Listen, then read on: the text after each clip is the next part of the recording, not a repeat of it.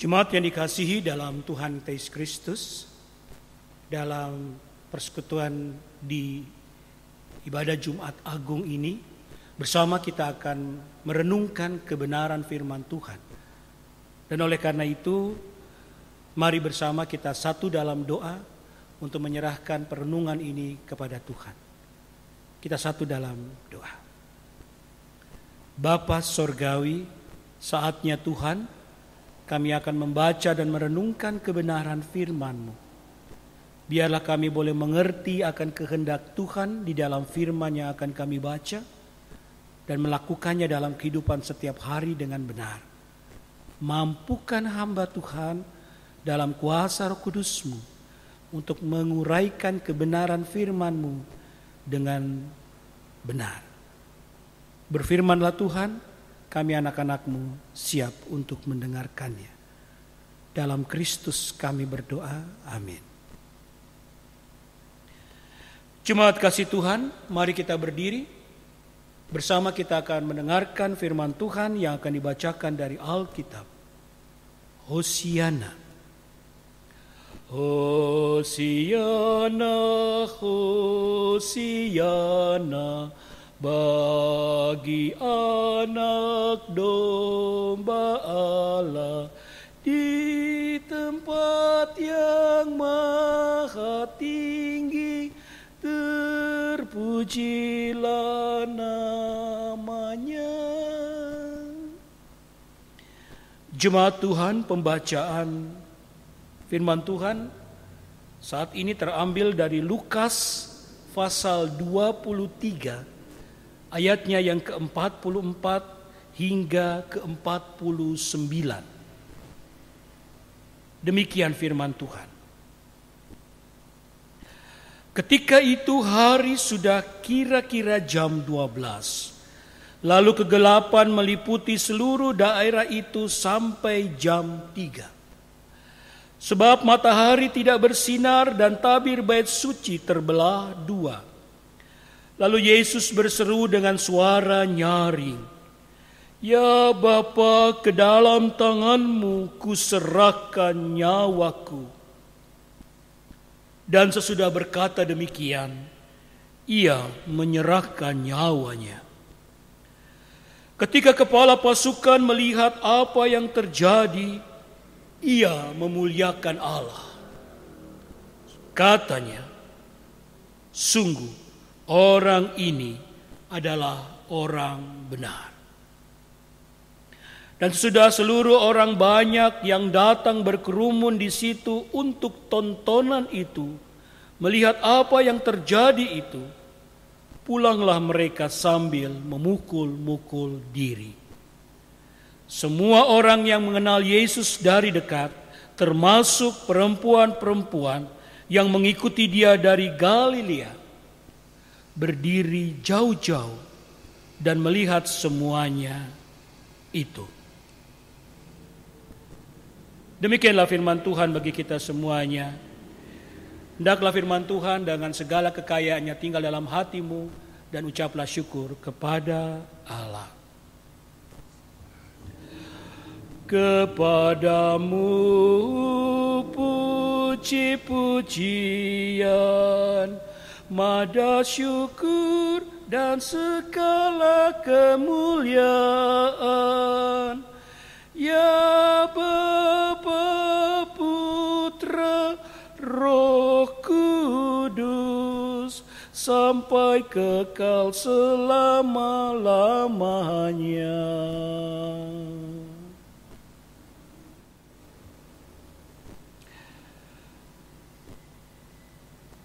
Allah, kuserahkan nyawaku. Ibu bapak, kalimat ini biasa diucapkan oleh orang-orang Yahudi kalau mereka hendak tidur. Karena bagi mereka, ketika mereka tidur pada waktu malam terutama, mereka menganggap bahwa ya, kalau memang sudah waktunya roh Tuhan mengambil rohku, aku harus siap. Itu kebiasaan dari orang Yahudi. Jadi sebelum malam tidur, ketika mereka akan tidur, mereka katakan, "Kuserahkan nyawaku padamu Allah." Nah, nyawaku di sini dalam bahasa Yunani disebut dengan istilah pneuma. Roh. Dalam bahasa Ibraninya ruah. Pneuma bahasa Yunani, Ibrani ruah. Artinya apa? Angin. Roh itu bagaikan angin yang ada di tengah dalam diri manusia yang punya kekuatan. Kita ingat dalam kitab Kejadian pasal 2 dikatakan Allah mengembuskan nafas kehidupan kepada manusia. Itulah ruah, itulah pneuma yang menggerakkan seluruh sendi-sendi kehidupan manusia. Sehingga manusia bisa menata diri kehidupannya untuk berjalan dalam kesehariannya. Nah, Ibu Bapak, penulis Injil Lukas secara khusus memakai kalimat ini untuk menggambarkan suasana detik-detik, lebih tepatnya ketika Yesus berada dalam puncak karya di salib sebelum ia mati. Kita perhatikan ayat 46 dikatakan, "Ya Bapa, ke dalam tangan-Mu kuserahkan nyawaku." Ibu Bapak, kita perhatikan Yesus digambarkan oleh Lukas dengan kalimat itu. Kuserahkan nyawaku, ya Bapa. Matius dan Markus tidak mengatakan dengan kalimat ini, tidak menulis dengan kalimat ini, tetapi dengan kata Eloi, Eloi, lama sabachthani. Allahku, Allahku, mengapa engkau meninggalkan aku? Yohanes dalam Injilnya tidak juga memakai kata itu. Tapi dia katakan sudah selesai. Tetelestai dalam bahasa Yunaninya. Nah, menarik sekali lagi Lukas memakai kalimat ini. Kuserahkan nyawaku, rohku kepadamu Tuhan. Kenapa Yesus mengatakan ini? Karena bagi Lukas, puncak dari apa yang dilakukan Yesus adalah ketika seluruh sendi kehidupan manusianya dia serahkan pada Allah yang akan mengatur seluruh kehidupan yang ada. Pun pada puncak peristiwa penyaliban. Ibu Bapak yang dikasihi dalam Tuhan kita Yesus Kristus, Yesus digambarkan oleh Lukas ketika ia mengakhiri kehidupannya sebagai manusia di puncak salib tadi. Dia tidak mengakhiri dengan kata-kata yang lemah, lesu. Ya Bapa, aku serahkan nyawaku. Tidak.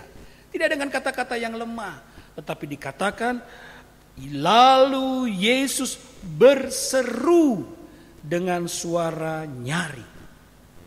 Ini memang punya makna khusus yang mau dikatakan oleh penulis Injil Lukas. Nah, Ibu Bapak, kita lihat sini apa yang mau diangkat di sini dan menjadi satu perenungan dalam kehidupan kita. Ibu Bapak yang dikasihi dalam Tuhan Yesus Kristus, penulis Injil Lukas mau menggambarkan bahwa peristiwa penyaliban yang diawali dengan penyiksaan Yesus di depan Pontius Pilatus, Herodes, dan di depan mahkamah agama, yang berpuncak pada penyaliban di Golgota, itu semua sudah Allah persiapkan. Allah sudah siapkan bagi manusia. Skenario-nya memang Allah sudah persiapkan itu bagi manusia. Kenapa Allah lakukan itu? Kenapa Allah merancangkan derita itu? Karena memang itu yang harus menjadi kenyataan dalam kehidupan manusia.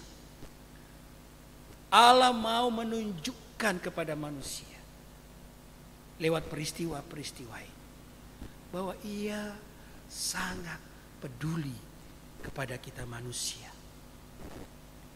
Ia sangat memperhatikan kita manusia. Dan ini yang mau diingatkan oleh penulis Injil Lukas kepada umatnya. Allah sangat memperhatikan umatnya. Sampai-sampai Ia sendiri mau menderita, mau berkorban, mati di kayu salib hanya untuk kepentingan umatnya, yaitu apa? Lepas dari kuasa dosa. Ibu bapak yang dikasihi dalam Tuhan Yesus Kristus, apa yang Allah lakukan ini bukanlah sebuah peristiwa sembarangan, bukanlah sebuah peristiwa biasa. Ketika Yesus menderita di kayu salib sampai pada detik-detik ia akan mati dan sampai pada kematiannya, coba kita perhatikan, langit gelap. Biasanya jam 12 siang sampai jam 3 siang panas terik. Tapi saat itu gelap. Lambang alam turut berduka atas apa yang dialami Yesus. Demikian juga tabir bait suci, di dalam bait suci terbelah. Mau melambangkan bahwa Allah keluar dari tempatnya Maha Kudus. Hanya untuk apa? Hadir dan menyiapkan yang terbaik dalam peristiwa di Golgota.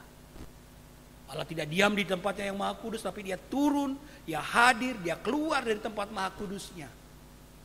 Untuk apa? Untuk memberikan keselamatan kepada kita manusia. Lewat skenario kematian Kristus di salib. Ibu bapak yang dikasihi dalam Tuhan kita Yesus Kristus, Allah menyiapkan semua itu bagi kita manusia. Karena dia mengasihi kita. Karena dia peduli terhadap kita. Sekarang menjadi pertanyaannya buat kita semua. Allah begitu peduli kepada kita. Sampai ia mau mati di kayu salib. Dalam diri Kristus. Ingat, ini bukan sebuah skenario yang gagal. Tidak. Ini bukan sesuatu kegagalan yang dialami oleh Allah. Biasa kan kalau umpamanya pahlawan mati atau jagoan mati itu berarti kalah. Yang menang itu akan hidup-hidup. Tidak. Tetapi itu memang diatur oleh Allah. Untuk apa? Untuk menunjukkan bahwa setelah kematian itu ada nanti peristiwa besar, yaitu kebangkitan. Dan Allah berkuasa mengatur semua itu. Allah yang menata semua itu sehingga itu semua boleh terjadi dalam kehidupan manusia. Nah, hal inilah yang mau diingatkan oleh Lukas bagi umat dan kita semuanya ibu bapak. Bahwa Allah berkuasa atas semua yang ada. Allah berkuasa atas segala sesuatu yang ada. Termasuk dalam peristiwa penyaliban. Allah melakukan itu karena Allah mau menyelamatkan kita manusia.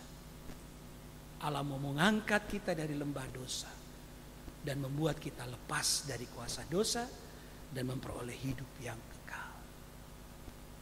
Peristiwa kematian Kristus di salib mau mengingatkan bahwa itulah skenario besar Allah bagi kita umat manusia karena dia peduli kepada kita. Dan ketika itu terjadi, lihat ada 3 hal yang besar yang terjadi yang ditampilkan. Yang pertama, kepala pasukan yang berdiri sejak awal di bawah salib memperhatikan dan melihat apa yang terjadi. Dia akhirnya berkesimpulan, orang ini adalah orang benar, bukan orang kalah. Orang-orang yang menonton peristiwa itu pulang dengan menyesal. Mereka memukul-mukul dada mereka, digambarkan sebenarnya juga memukul-pukul paha mereka. Itu artinya apa? Itu melambangkan mereka menyesal telah ikut-ikutan menuduh Yesus sebagai penista agama. Ya, karena mereka menuduh Yesus telah melakukan penistaan yang besar kepada Allah. Gitu? Mereka menyesal. Itu peristiwa yang kedua. Lalu yang ketiga kita lihat para murid, orang-orang yang dekat dengan Yesus. Mereka juga tetap ada dekat dia. Walaupun mereka berdiri jauh. Tapi lihat, mereka dibukakan mata mereka. Bahwa inilah yang terjadi. Keajaiban Allah bagi manusia. Ibu bapak yang dikasihi dalam Tuhan kita Yesus Kristus. Inilah peristiwa salib yang mau diingatkan Lukas bagi umat dan kepada kita. Yesus menyerahkan nyawanya, rohnya, lambang penyerahan dirinya sepenuhnya kepada Allah. Allah yang maha kuasa, yang mengatur segalanya, yang mengancang seluruh kehidupan kita. Demikian juga kita belajar berserah diri pada Tuhan. Percaya bahwa Allah tidak akan pernah merancangkan yang salah. Tidak pernah merancangkan kegagalan juga dalam hidup kita. Tetapi Ia menyiapkan yang terbaik buat ibu bapak. Dan nanti saudara akan lihat, ketika Allah menyatakan hasil rancangannya dalam hidup kita, hal yang terbaik akan menjadi milik ibu bapak. Dan oleh karena itu, hiduplah tetap dalam keberserahan pada Tuhan. Biarlah dalam perenungan di Jumat Agung ini ibu bapak, bersama kita boleh menghayati peristiwa di Golgota. Menyerahkan hidup kita terus dan sepenuhnya kepada Allah. Dan melakukan hidup ini dalam kebenaran Tuhan. Karena Allah adalah Allah yang maha kuasa. Dia bisa membuat apa saja hanya untuk kebaikan kita. Tuhan Yesus memberkati kita semuanya. Amin.